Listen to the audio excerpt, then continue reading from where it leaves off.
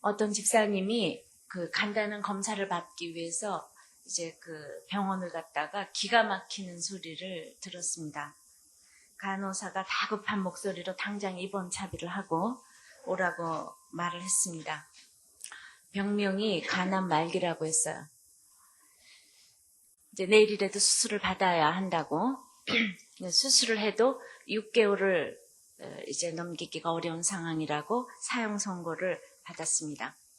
이 집사님이 마른 하늘에 이제 날벼락이 머리 위에 떨어지는 그런 기분을 느끼면서 이제 집으로 돌아와서 간단한 옷가지를 챙겨서 이제 병원으로 다시 왔습니다. 너무 멍해져서 어떻게 할 줄을 모르겠다라는 것이 그 집사님의 말이었습니다. 그래서 남편에게도 어떤 친구에게도 심지어 자녀들에게조차도 연락을 하지 아니하고 그리고 이제 기도하는 마음으로 병원으로 갔습니다. 이제 가면서 내가 회개하지 못한 게 뭔가, 혹시 나한테 갚지 못한 빚이 있을까? 이대로 하나님 앞에 서도 내가 괜찮을까? 내가 남은 6개월을 어떻게 하면 의미 있게 보낼 수가 있을까?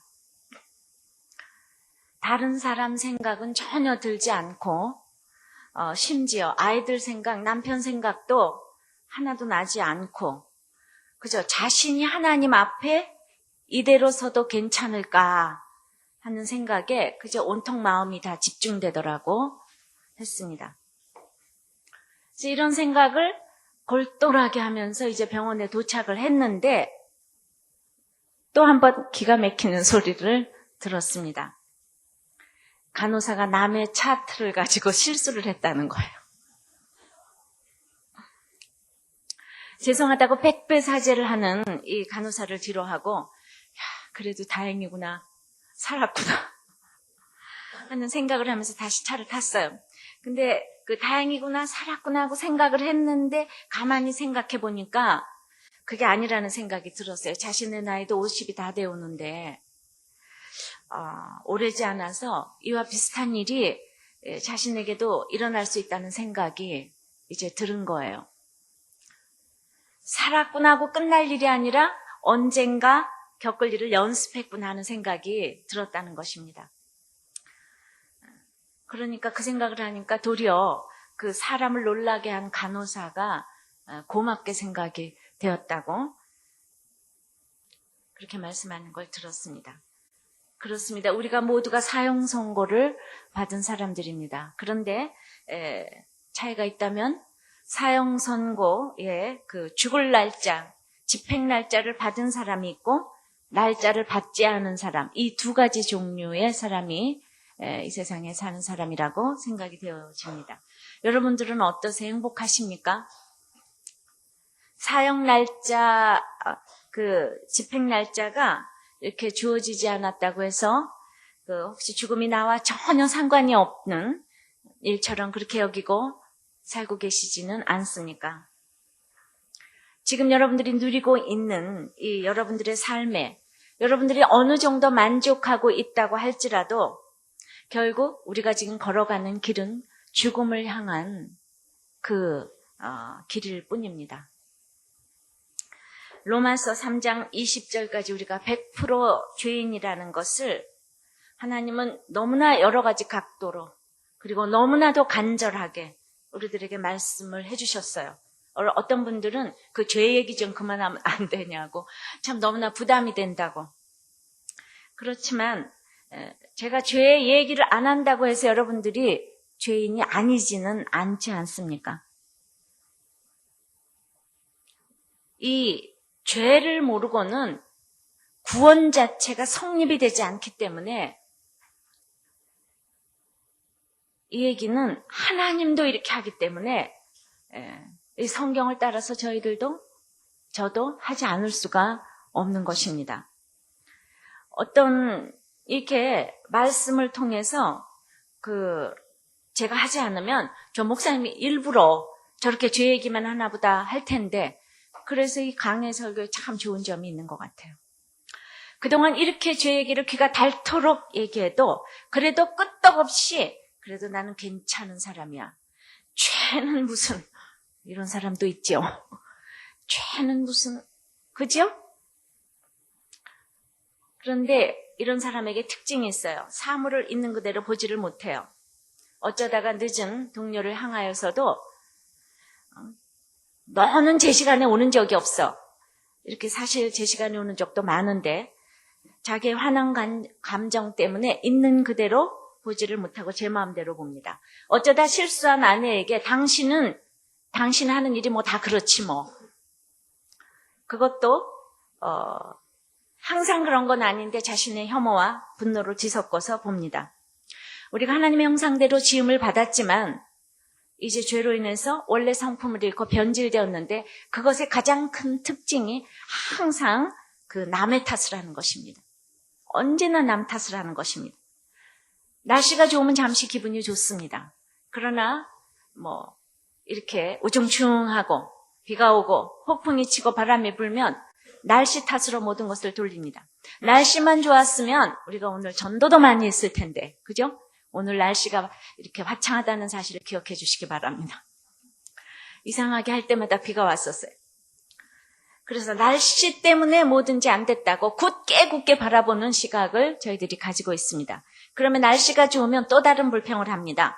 저장 때문에 안 되고 전무 때문에 안 되고 당신 때문에 일이 안 되고 네 녀석 때문에 일이 안 된다. 자식, 아내 모두 싸잡아서 항상 불평을 합니다. 페이스 파콘이라는 사람은 앞으로 30년이 지나면 인간관계도 쇼핑을 하고 애인도 쇼핑을 하는 극도의 이기주의 시대가 될 것이라고 이렇게 말을 했습니다. 이 죄의 문제는 너무 심각해서 나 개인으로도 침투에 들어오고 우리 가정에도 들어오고 교회도 들어오고 목장에도 들어오고 나라에도 들어오고 그래서 이제 죄의 문제를 해결해야 할 한국교회가 막 더 이상은 소망이 없다는 소리까지 나오고 있습니다. 인간이 복되게 살지 못하는 것은 돈이 없어서가 아니에요. 병 때문도 아니에요. 무엇을 더 소유하지 못해서도 아니에요. 죄 때문입니다. 우리에게 그래서 이 죄의 문제를 어떻게 하는가? 새로운 길이 필요합니다. 그래서 예수님의 제자였던 이 바울 사도가 우리 모두가 복되게 사는 새로운 길을 우리에게 오늘 본문을 통해서 제시하고 있습니다. 첫째는 의의 길이 우리 모두가 사는 길이라고 합니다. 그것은 전혀 새로운 길입니다. 본문 말씀 21절을 보겠습니다. 다 같이 읽겠습니다. 시작. 이제는 율법에 의해 하나님의 한 의가 나타났으니 율법과 선지자들에게 증거를 받은 것이라. 근데 그 이제는 앞에 이렇게 원어를 보면 그러나가 빠져 있습니다. 바울은 이미 의롭지 못한 인간이 어떤 삶을 살아야 하는지를 심각하게 지적을 했어요. 우리가 지난 시간에 10절서부터 본 본문에 의하면 의로운 사람이 하나도 없고 그 결과 진리를 떠난 사람들이 아무 쓸모없는 인간이 되었다고 지적을 합니다. 목구멍은 열린 무덤처럼 더러운 것을 토해내고 혀는 사람을 속이고 입술에는 독사의 독이 있다고 했어요. 그런데 도무지 하나님께서 주신 율법을 가지고 1600년 동안 그 당시죠. 애써 지켜서 의롭게 되려고 해도 안 된다는 것을 깨닫게 한 것이 율법이라고 했습니다. 이렇게 의롭지 못하다는 것을 바울은 전제하면서 인생이 100% 죄인이나 그러나 이제는의 인생이 있다는 것입니다. 그러나 이제는의 인생이 있다는 것이에요. 율법 외에 한 의가 나타났다고 합니다. 그러니까 이게 율법 필요 없다는 것이 아니라 율법과 상관없이 율법 밖에 이런 식으로 해석을 하면 좋겠어요. 그것이 우리 모두가 사는 길이라고 말씀을 합니다. 사람이 이루지 못했던 의, 그것을 하나님께서 준비하셨다는 것입니다. 이 하나님의 계획은 일찍부터 계획되어 있었어요. 성경은 구약은 오실 예수님에 대한 이야기, 신약은 오신 예수님에 대한 이야기라고 그랬어요. 모세 오경부터 하나님은 감추어져 있습니다. 창세기 3장 15절에도 여인의 후손이 뱀의 머리를 상하게 한다고 했어요. 이게 전부 다 예수님의 이야기예요. 아브라함의 부르심에도 분명히 나와 있습니다. 예수님은 그랬어요. 아브라함이 자신 곧 예수님의 때를 바라보고 즐거워했다고 말씀했어요. 출애굽기에도 하나님과 하나님의 백성 사이에 언약을 맺었다고 했어요. 시편 22장에도 그 예수님의 고난과 그 죽음에 대한 완벽한 묘사를 해놨어요. 이사야 7장에 여인이 처녀가 잉타여 아들을 낳을 것이니, 다니엘서 9장에도 예수님이 오실 정확한 예언과 기한을 예언하고 죽음 당할 것들은 정확하게 이미 증거했기 때문에 우리에게 나타난 이 하나님의 의가 갑자기 나타난 것이 아니라는 거죠. 그러니까 이 성경을 통해서 들어지지 않는 사람들은 내 옆에 식구가, 부인이 남편이 죽었다가 살아나도 고난을 받지 않는 것이 주인의 특징이에요. 성경이 읽히고 들리는 것은 아무리 강조해도 지나치지 않는 너무나도 대단한 축복입니다. 그래서 율법을 지키게 해보니까 도저히 못 지켜서 다른 방도를 마련해 봐야겠다. 이래서 준비된 것이 하나님의 의가 아니란 소리입니다. 율법을 주실 때 이미 하나님은 하나님의 한 의를 준비해 두셨어요. 좀 딱딱하시겠지만 로마서가 정확한 이렇게 우리에게 믿음을 또 교리를 다 가르쳐 주니까 그래도 좀 들으시기 바라요. 그러니까 아무리 형편없는 인생이라도, 아무리 더럽고 악한 것이라도 내가 의의 길에 들어가면 지난번에 말했던 리즈웨이 같은 사람도 사실 변화될 수가 있어요. 그러나 이제는 내 인생이 되는 것입니다. 우리의 삶에 새로운 의미가 부여됩니다. 쓸모가 생깁니다. 인생의 대역전이 이루어집니다. 의미가 주어지고 빛이 주어집니다. 전혀 새로운 길이 열립니다. 그럼 이 기막힌 의를 어떻게 얻을 수가 있겠습니까? 우리가 의라는 한자어를 보면요, 그 양 있죠. 양 밑에 이렇게 그 자기 아자 있죠. 그게 이렇게 있어요. 아시죠? 예. 네. 그러니까 양 아래에 내가 있는 것이 왜 의로움인가? 이게 중국인들에게 양은 잘 알려진 동물이 아니에요. 중국인들에게 익숙한 동물은 돼지예요. 그래서 돼지고기를 더 많이 먹잖아요. 근데 의롭다는 단어가 왜 이렇게 만들어졌는지 아는 사람이 많지 않아요. 그러나 우리 그리스도를 아는 사람들은 그 연유를 쉽게 짐작할 수 있습니다. 이 양의 피로 사람들이 하나님의 은혜를 입는 길을 우리가 그 최초로 보여주신 것이 애굽의 고센 땅에서 있었던 유월절 사건이죠. 출애굽기 12장을 보면 하나님께서 애굽 땅에서 태어난 모든 초태생, 사람이고 짐승이고 모두 초태생을 다 죽이는 끔찍한 사건이 애굽 땅에서 일어났어요. 애굽 온 땅에서. 그러나 유대인들이 살고 있던 고센 땅에는 이 진노가 임하지 않았어요. 왜요? 1년 된 어린 양의 피를 그 문설주에 발라서 죽음의 천사가 그 집을 그냥 넘어갈 것이라고 그때 말씀하셨고 그 일을 이루셨습니다. 이렇게 의롭게 되는 길을 하나님께서 주셨는데 중국인들도 하나님의 형상으로 지음을 받은 사람들이죠. 근데 한자가 만들어졌을 때만 해도 중국인들의 조상은 하나님께서 행하신 일을 이렇게 상당히 알고 있었던 것 같이 보입니다. 근데 오랜 세월 동안 그들은 하나님을 잊어버렸고 하나님께서 주신 제도도 놓쳐버렸어요. 그들의 문자에서 희미하게 그 흔적을 찾을 수가 있습니다.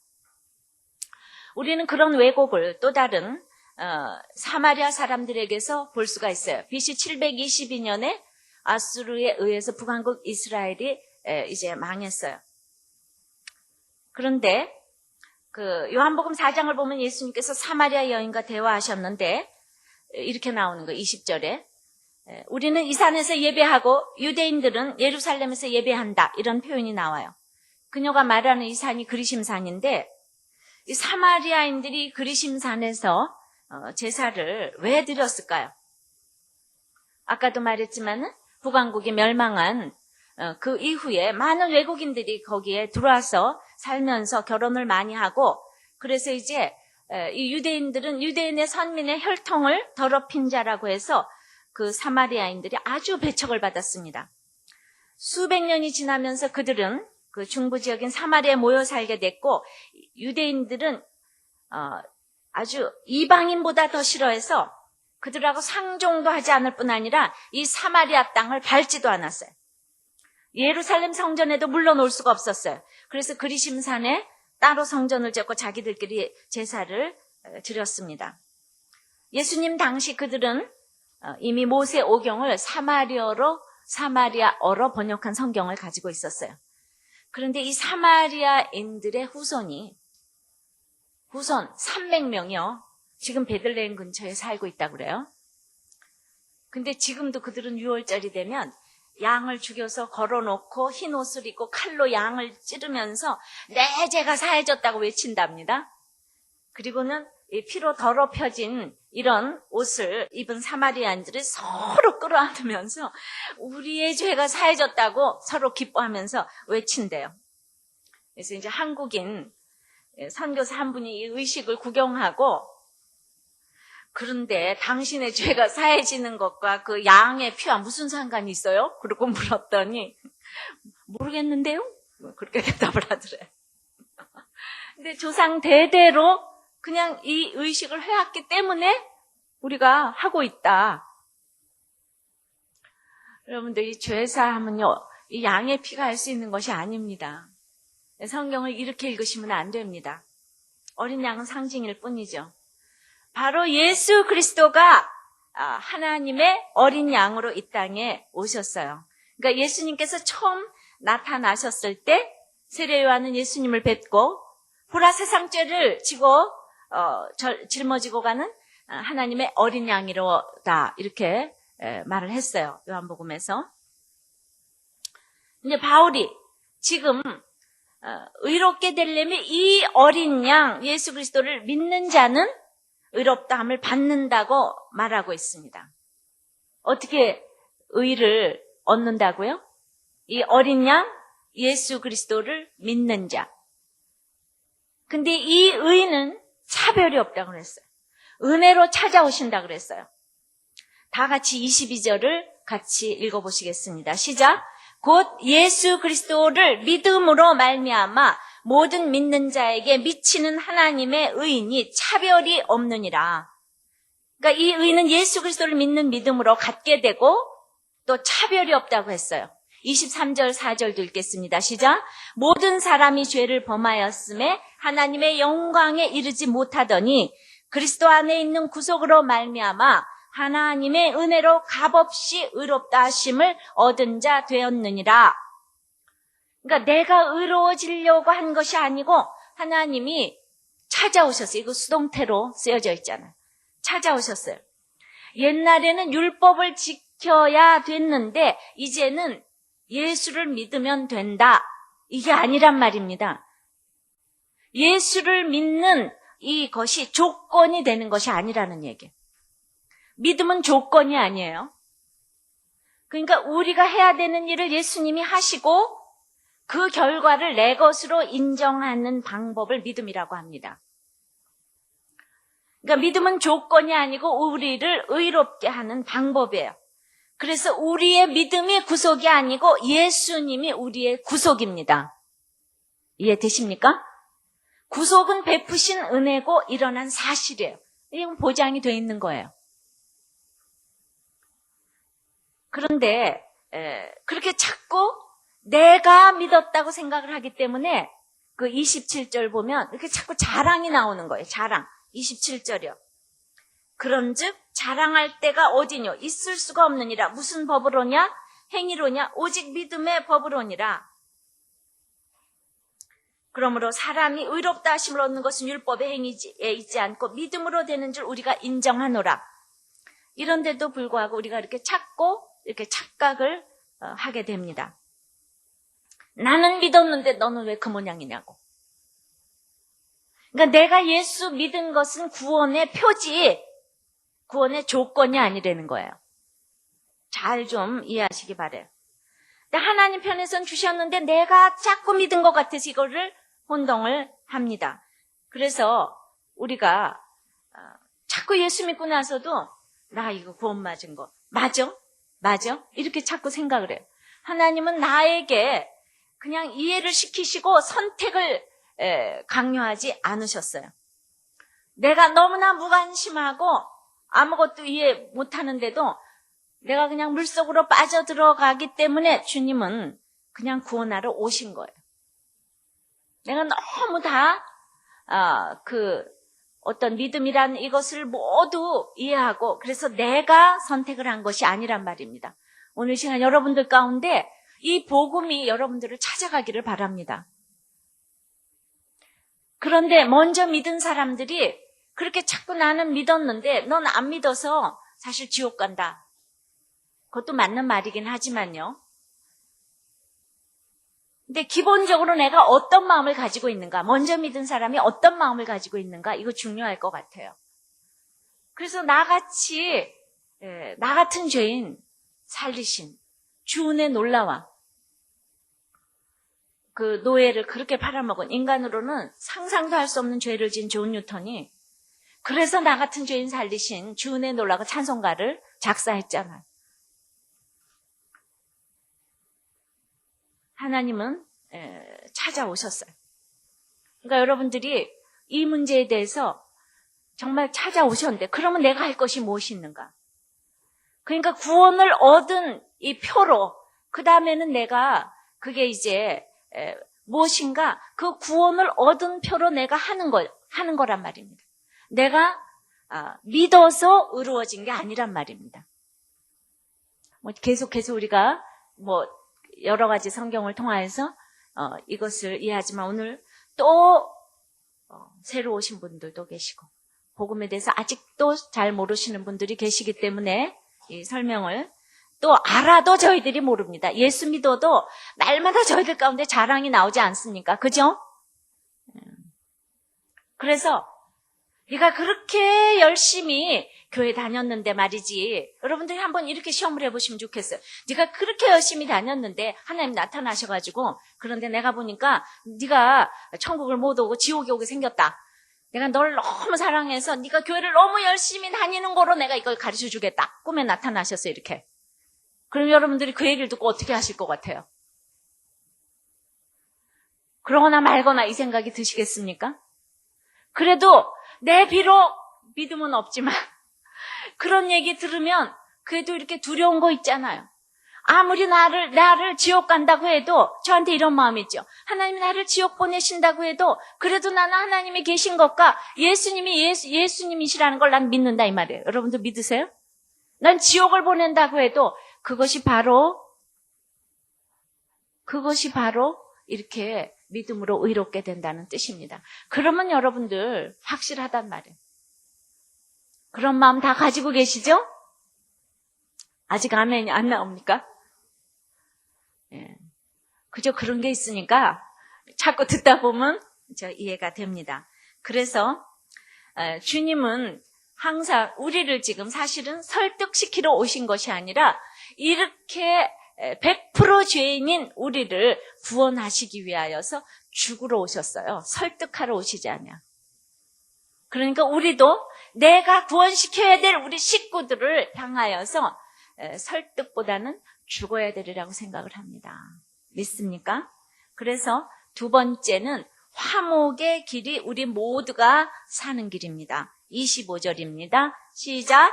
이 예수를 하나님이 그의 피로 인하여 믿음으로 말미암는 화목제물로 세우셨으니 이는 하나님께서 길이 참으시는 중에 전에 지은 죄를 간과하심으로 자기의 의로우심을 나타내려 하심이니 이 의롭다함을 받을 때 우리에게 주어지는 가장 큰 복은 화목입니다. 먼저 하나님과 화목하게 되고 그리고 사람과 화목하게 됩니다. 이것이 뭐겠어요?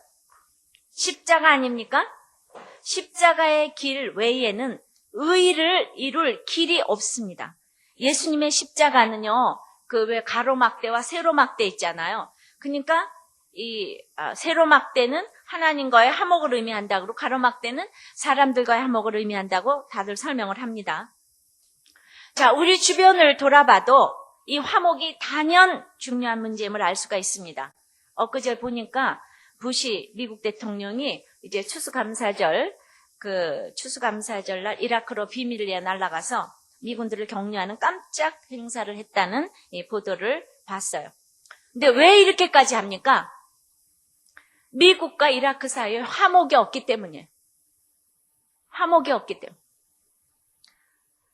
또 미국과 이슬람 국가들 사이에 화목이 깨어져 있는데 그렇게 자기네 병사들을 도우기 위해서 말할 수 없는 첩보작전. 믿을 사람이 세상에 아무도 없어요. 자, 우리 부부 사이에 화목이 깨져 있어요. 부모 자식 사이에 신뢰가 깨져 있어요. 세대와 세대 사이에, 노동자와 사주 사이에, 이 지방 저 지방 사람 사이에 다 화목이 깨져 있어요. 사람과 사람 사이의 화목을 회복하기 위해서 선결돼야 하는 것이 하나님과의 화목이라고 아까 그랬는데, 이 십자가 사건은 하나님이 아들을 죽이심으로 우리의 죄를 벌하시는 공의 하나님을 보여주셨고, 예수님이 죽어주심으로 사랑을 확증하셨어요. 이 간과한다는 것은요, 이게 닦는 게 아니고 덮는 것을 말해요. 엊그저께 보니까 무슨 민영화된 보육원 어디에서 아이들을 있잖아요. 깨끗하라고 비누 묻힌 수세미로 애를 막 입을 닦았대요. 그 아기를. 보셨습니까? 기사를? 예. 보육원에다 아이들을 맡기고 출근을 했는데, 그 아이를 입을 깨끗해 준다가 아니라 야단을 치는 그런 거짓말했다고 네 입이 깨끗해져야 된다고 해가지고 비누를 묻힌 수세미를 가지고 입을 있는 대로 문질러주고, 그 다음에 웃을 때까지 때리는 거예요. 근데 이제 이 간과한다는 것은 닦는 것보다 덮는 걸 말해. 그대로 내 죄가 있음에도 이렇게 보지 아니하고 지나가시는 거예요. 덮고 지나가시는 거죠. 그 집으로라는 영화가 참 유명했다고 하는데 갈 시간은 없는데 몇 주일 전에 텔레비전에서 했습니다. 참 그런 거는 가볼만 하다고 생각을 하는데, 그 영화를 다 안 보신 분들도 있겠죠? 보셨습니까? 이 외딴 시골 마을에 이 딸이 손주를 그 자기 어머니가 외할머니에게 2달간 맡기면서 일어나는 이야기예요.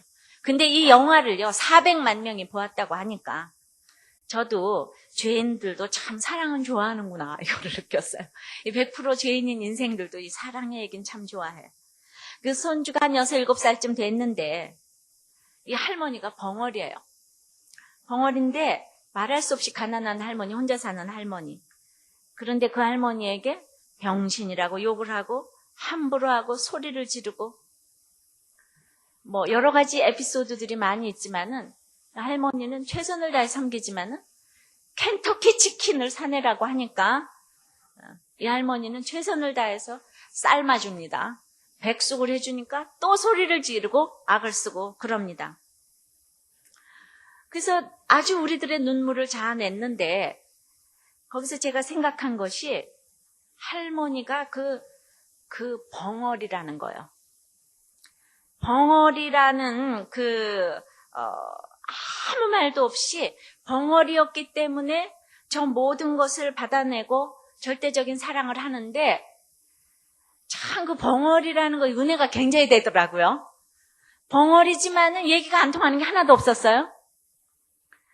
아무리 그분이 초라한 옷을 입고 그냥 누덕누덕된 옷을 입고 완전히 얼굴이 쪼그라지고 허리가 완전히 반이 꼬부라지고 지팡이를 짚고 오르락내리락 하지만은, 그 할머니는 그러니까 이렇게 우리가 이렇게 적용할 때 보면 무슨 일이 있어도 그 변명하지 아니하는 모습에 그 할머니를 제가 생각을 했어요.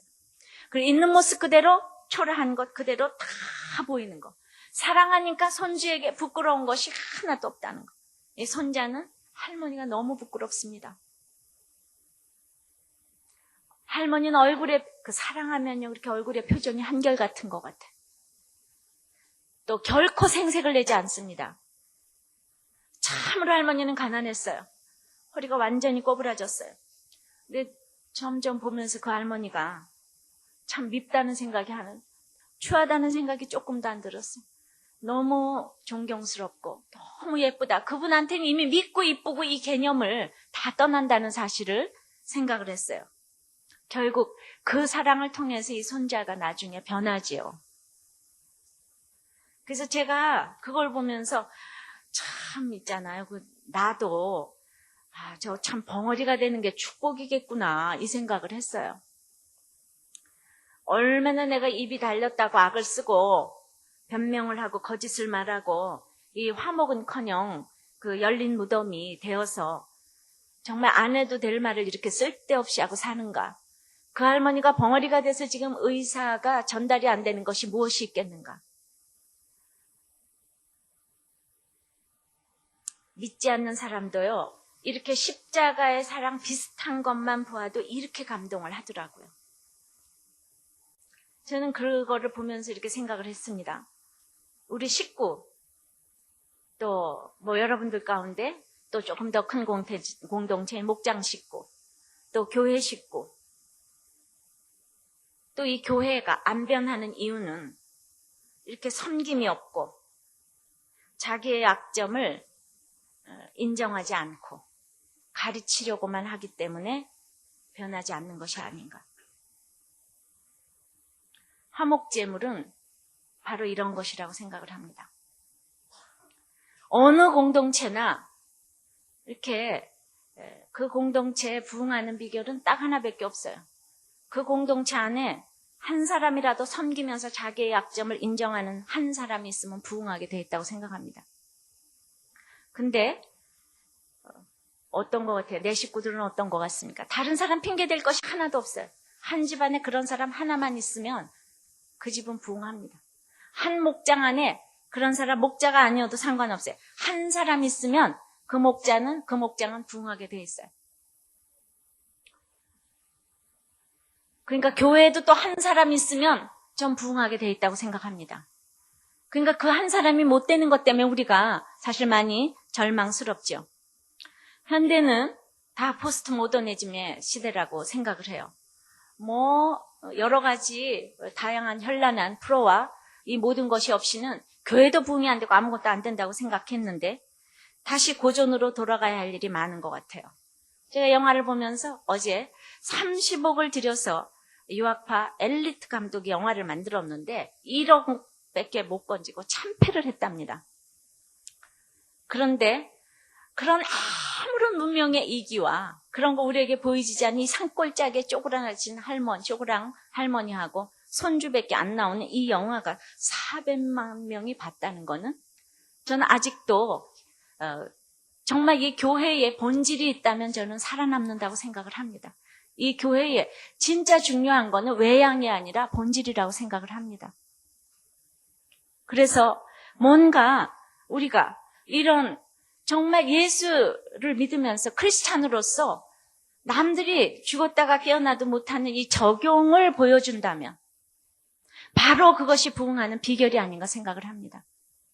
그것은 교회나 가정이나 다 마찬가지라고 생각을 합니다.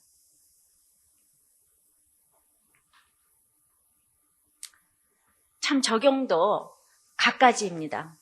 제가 이번에 이런 목회자 세미나를 가서 여러 목사님들이 이렇게 패널 나와서 하시는 이제 그런 얘기 중에 재밌는 얘기가 있었어요. 정말 우리가 어떻게 적용을 해야 되는가? 어떻게 섬겨야 되는가? 그래서 어떤 분이 이번에 수능에 가장 떨고 있는 그 부모들, 그래서 차를 있는 데로 보내서 그 떨고 있는 부모를 다 교회로 모셔와서 복음을 전했대요. 그래서 1대1로 상담을 다 하셨대요.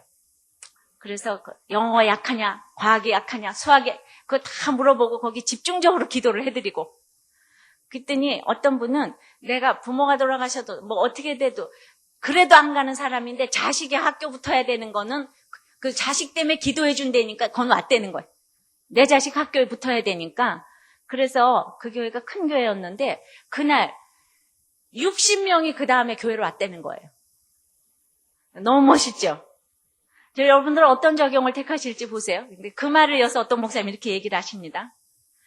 그거는 다른 종교에서도 다 하는 일이다. 우리 예수 믿는 사람은 좀 수능에 대해서 그런 태도로 안 보이는 걸 보여줘야 되지 않냐? 그죠? 내가 그렇게 해서 기도를 해서 갑자기 점수가 올라가느냐? 내려가느냐? 그러면서 이제 막 반론을 제기하셨어요. 정말 한국교회가 크리스찬으로서 보여줄 것이 무엇이 있는가? 어떤 게 맞는 적용 같아요? 우리는 뭐 잘 몰라요, 그죠? 잘 몰라요. 이것도 맞고 저것도 맞고 합니다. 그냥 중요한 거는 아무리 현란한 이 세상에 살아도 내 속이 이렇게 정말 섬기면서 내 약점을 인정하면서 그렇게 우리가 정말 나간다면은 어느 집안이나 공동체나 살아난다고 믿습니다. 이것이 가장 중요하다고 생각을 합니다. 그래서 이렇게 26절에 예수님을 믿는 자를 의롭다 하시기에 우리도 삶으로 다가갈 때에 29절에 유대인뿐만 아니라 이방인의 하나님도 되시기에 이 세상을 변화시킬 수가 있다고 믿습니다.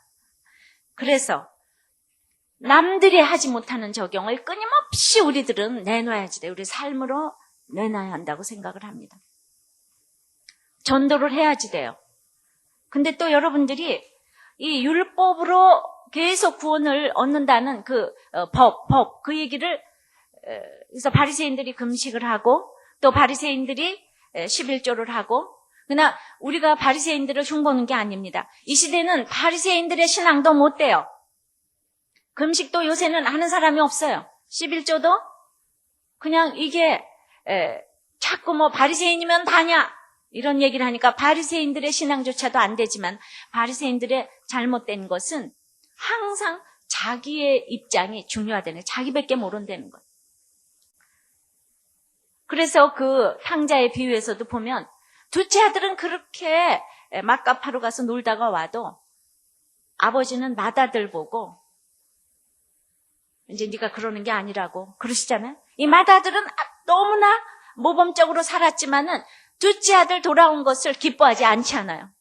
그러니까 계속해서 맏아들에게 주었으리라고 생각되는 그 메시지는 너는 그렇게 집에 혼자 있지 말고 네 동생 찾아오라는 것이 메시지였을 텐데 그 얘기를 안 들었을 거예요. 여러분들이 와서 이렇게 큐티를 하고 교회를 오는데 내 옆에 잃어버린 형제들에 대해서 관심이 없다는 것입니다. 전도하는 것에 대해서 관심이 없다는 것이에요. 그것은 그만큼 내가 믿음으로 의롭게 된 것에 대해서 그만큼 공감하지 못하기 때문에 정말 그런 확신이 없기 때문이 아닌가 싶습니다. 제가 아까 어떤 집사님께서 간암의 선고를 받을 뻔하다가 말았다고 했는데 제가 이 홈페이지에 올려진 글 똑같은 죽음에서 자기 그 친정아버지의 그 죽음에 대해서 참 너무 은혜스러워서 나도 이렇게 죽어야 되지 않겠는가. 믿음으로 의롭게 되는 건 바로 이런 것이 아닌가. 그걸 잠깐 제가 읽어드리고 말씀을 맺기를 원합니다. 이 비교적 건강하게 지내시던 아버지가 이제 그 건강이 나빠지시고 누구도 돌아가시리라 생각하지 않았지만은 그러나 이제 갑자기 그 한 달 전서부터 폐에 물이 차고 기침을 많이 하셔서 병원에 일주일가량 입원을 하셨답니다. 근데 그때마다 자식들에게 이 아버지가 믿음의 축복을 주실 것과 당신의 남은 생명을 주께 의탁하는 기도를 간절히 하는 것을 쉬지 않으셨대요. 의식이 있을 때 우리들에게 유언을 하시겠다고 먼저 우리 자식들을 불러 들이셨대요. 근데 흩어져서 각각 직장 생활에 바빴던 우리들은 이제 아버지가 오라는 날보다 며칠 후에 갔는데 아버지가 너무 기력이 쇠해져서 말씀을 또렷이 하시지를 못해서 이제 우리가 찬송을 부르기 시작했대요. 지금까지 지내온 것 주의 크신 은혜라. 한이 없는 주의 은혜 어찌 우리 말하랴. 자나깨나 주의 손이 항상 살펴주시고 모든 일을 주 안에서 형통하게 하시네. 이 찬송을 부르는데 얼마나 눈물이 났는지 모른다고 합니다. 이 쓴 분은 장녀인데 나는 장녀로서 우리 아버지의 살아오신 내력을 비교적 상세히 알고 있습니다. 아버지 삶에는 잘못도 있으셨다고 그래요. 오랜 세월 장로로 계셨지만 하나님을 누리기보다는 율법적인 신앙생활을 많이 하셨습니다. 덕을 세우신 면도 많았지만 그렇지 못한 부분도 있으십니다.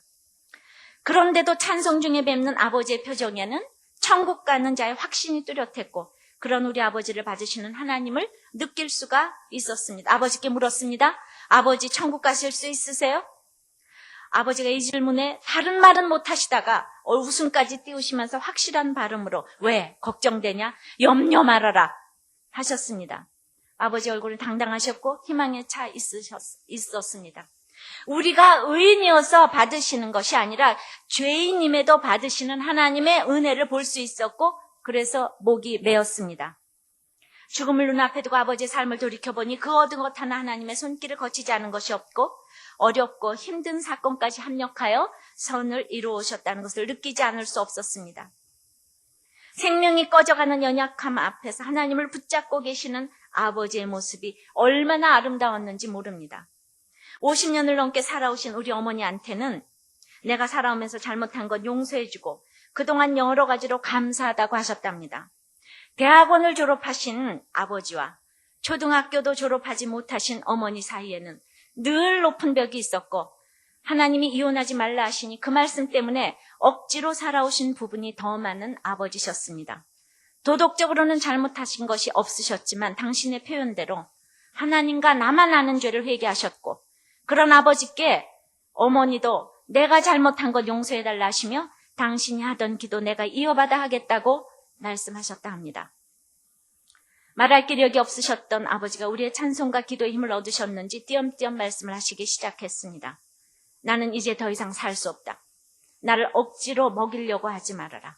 중환자실에 넣지 말아라. 인공호흡기를 대지 말아라. 하나님이 주시는 자연적 생명에 순응하시고자 했습니다. 아직 의식도 뚜렷했고 약간의 힘도 남아있었지만 이때부터 아버지는 당신의 육신에 대해서는 관심을 완전히 꺼버리고 하늘나라에만 초점을 맞추시는 모습을 보이셨습니다. 죽음을 두려워하지 않으시고 오히려 죽음을 적극적으로 맞아들이시는 모습이셨습니다. 병원에 안 가시겠다는 아버지를 간호하는 어머니가 힘들다는 말로 설득을 해서 다음날 병원에 입원시키셨습니다. 이제 그 후로 일주일 만에 아버지가 이제 돌아가셨는데요. 돌아가시기 계속해서 악화됐지만은 끝까지 중환자실에 가는 것을 거절하시고 돌아가시기 몇 시간 전까지도 아버지는 비교적 의식이 또렷하셨고 하나님을 붙잡고 있는 마음과 손을 한시도 놓지 않으셨습니다. 정신적으로나 육체적으로나 흔들림이나 두려움이 전혀 없으셨습니다. 아버지와 우리는 마지막까지 찬송과 기도 속에서 서로 눈을 맞추며 격려하고 위로했습니다. 우리도 그 가운데 계시는 하나님 때문에 두렵거나 무섭지 않았습니다. 그렇게 지내시다가 아버지는 병원에 오신 지 엿새 만에 평안하게 숨을 거두셨습니다. 아버지가 숨을 거두실 때 우리들이 한 작별의 인사는 아버지 천국에서 봬요 였습니다. 아버지 임종 앞에서 천국에서 다시 배울 소망으로 감사의 눈물을 흘렸습니다. 낭망되거나 앞이 캄캄하지도 않았습니다. 믿음의 아버지를 주셔서 우리가 하나님을 알게 된 것에 감사했습니다. 추모 예배를 볼 때 아버지 섬기시던 교회 목사님께서 아버지를 추모하시며 세상에서 어떤 경력과 직함을 가지고 사셨는지에 대해서는 하나도 말씀하지 않으셨습니다. 아버지가 어떻게 교회를 사랑하셨는지, 어떻게 성도들을 섬기셨는지, 어떻게 말씀과 기도의 생활에 충실하셨는지에 대해서만 말씀하셨습니다. 천국에 가서 우리가 하나님 앞에 설 때 하나님께서 우리에게 찾으실 것도 그러하리라 생각되었습니다. 주의 이름으로 한 것만 하나님께 기억될 것을 볼 수 있었습니다. 저희는 가슴 벅찬 눈물을 흘렸습니다. 아버지의 죽음을 통해서 만세반석 열리니 내가 들어갑니다. 창야월이 상하여 물과 풀을 흘린 것 내게 효험되심을 다시 한번 확인할 수 있었고 그 은혜를 감사하지 않을 수 없었습니다.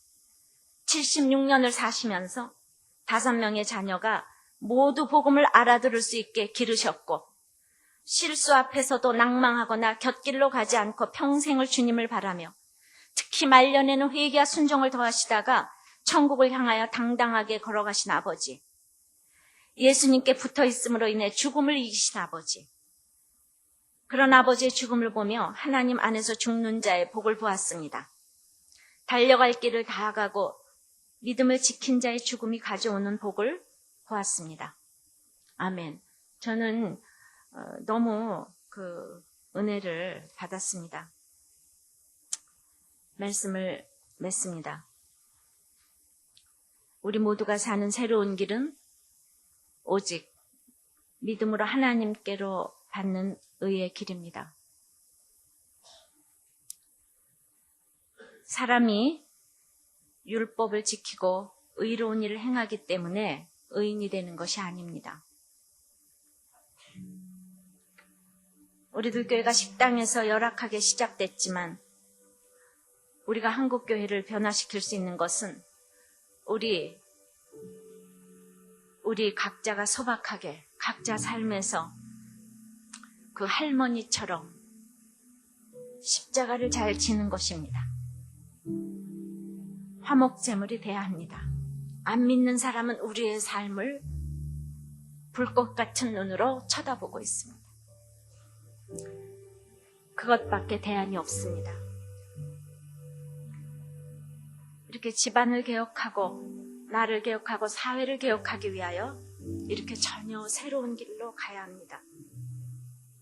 오늘 가우전도를 나갑니다.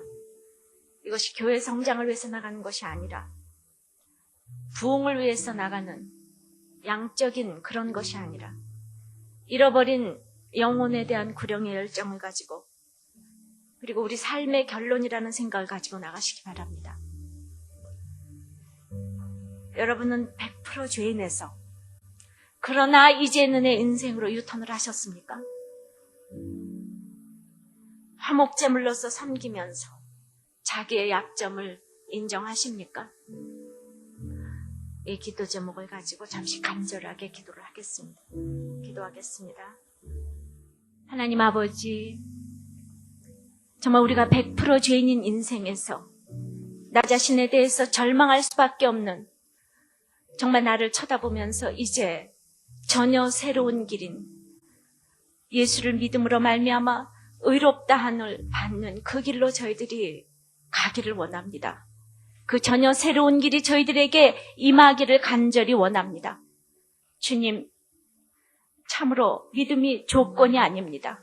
주님이 찾아오셔서 아버지, 우리가 아버지 그 표로 아버지 하나님 구원이 된다는 것, 이것을 저희들이 알기를 원합니다.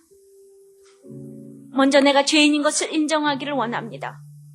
그런데 나뿐만이 아니라 내 속에 있는 내 자신도 나에게 설득되지 않는 것이 있고 내 옆에 식구들도 주님 그것이 무슨 말인지 이해가 되지 않습니다.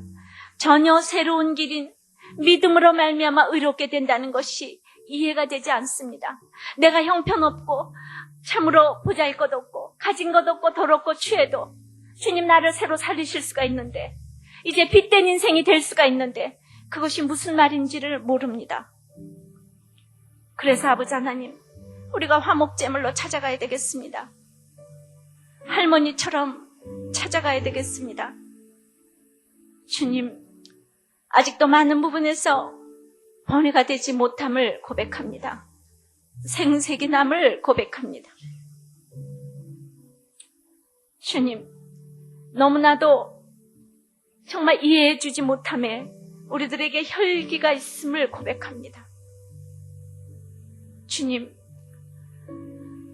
정말 저희들에게 내가 만난 그 의로움과 아버지 하나님 그 믿음이 대단하다면 이제 죽어질 수 있는 그런 십자가를 지고 화목제물로 나갈 수 있도록 주님 인도하여 주시옵소서. 100% 죄인인 인생에서 그러나 이제는 내 인생으로 저희들이 유턴하기를 원합니다. 아버지 도와주시옵소서. 나는 형편없사오나 주님께서 나를 의롭다 해주셨기 때문에 이것을 믿습니다. 이것이 믿어질 수 있도록 역사하여 주시옵소서. 주님 아직도 우리 집안과 우리 목장과 공동체와 교회와 우리 각자 회사에서 우리가 섬기는 자로 있습니까? 언제나 내 약점을 인정합니까? 주님 그 두 가지만 해도 주님 저희들은 그 공동체를 살릴 수 있다는 것으로는 알기를 원합니다. 다른 거 다 몰라도 관계없습니다. 주님 그러지 못하는 것 때문에 주님께 나가오니 저희들을 불쌍히 여겨 주시옵시고 섬김의 영을 허락하여 주시옵소서. 내 약점을 볼 수 있게 도와주시옵소서. 인정하게 도와주시옵소서.